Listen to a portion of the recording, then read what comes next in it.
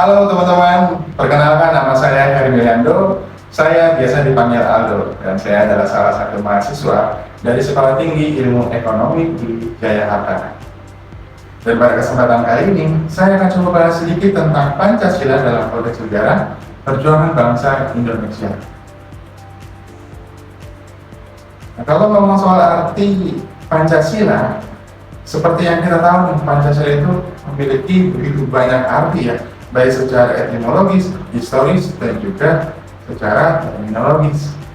Namun pada kesempatan kali ini, saya akan bahas Pancasila secara etimologis dan juga secara terminologis. Nah, kita simak dan enjoy sama saya ya teman-teman.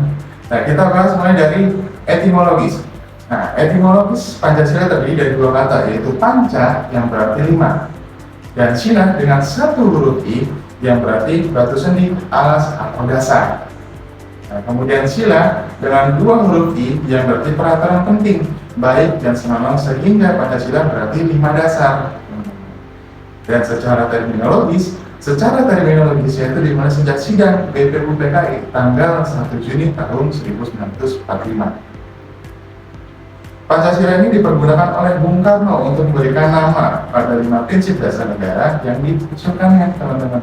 Nah, selain itu pada pengesahan Undang-Undang Dasar Indonesia tahun 1945 tercantum 5 dasar Pancasila sebagai tertera dalam alinea keempat bagian akhir pembukaan Undang-Undang Dasar 1945. Nah, penerapan nilai-nilai Pancasila dari zaman ke zaman, ya, zaman Kerajaan Kutai. Nah, Kerajaan Kutai ini adalah kerajaan tertua di Indonesia, teman-teman ya.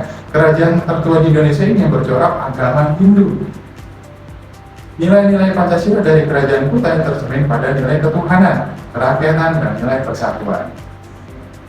Dan pada Kerajaan Majapahit tersendiri adalah kerajaan terbesar yang berhasil mempersatukan seluruh Nusantara, teman-teman.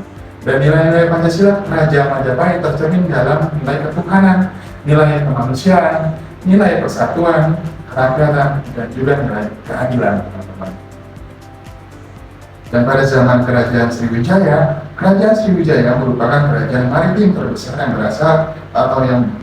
berhasil menguasai pelayaran dan perdagangan di Nusantara, teman-teman.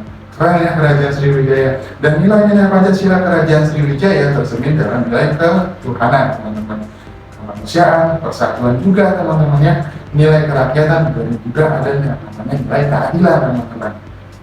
Wah, gokil ya teman-teman ya, perjalanan dari zaman ke zaman ya. Dan ngomong-ngomong soal perluasan Pancasila, ada yang tahu nggak sih kepanjangan dari BPUPKI?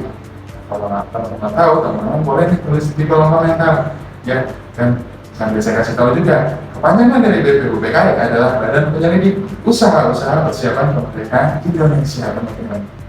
Nah, pada sidang BPUPKI yang pertama membahas tentang Undang-Undang Dasar dan Dasar Negara, terdapat 3 tokoh yang mengajukan pendapatnya. Siapa teman-teman ketiga tokoh itu? Kalau teman-teman tahu, boleh juga teman-teman sharing sama saya di kolom komentar. Ketiga tokoh tersebut adalah Mr. Muhammad Yamin, Profesor Dr. Mr. Supomo, dan Insinyur Soekarno, teman-teman. Pada tanggal 1 Juni 1945, Insinyur Soekarno mengajukan 5 asas dasar negara, dan kelima asas dasar negara tersebut disebut Pancasila, teman-teman. Hasil usulan ketiga tokoh itu ditampung kemudian dibahas lagi pada bentuk kepanitiaan yang lebih kecil. Panitia tersebut bernama Panitia 9, teman-teman. Dan hasil kerja Panitia 9 dikenal dengan Piagam Jakarta atau Jakarta Charter, teman-teman.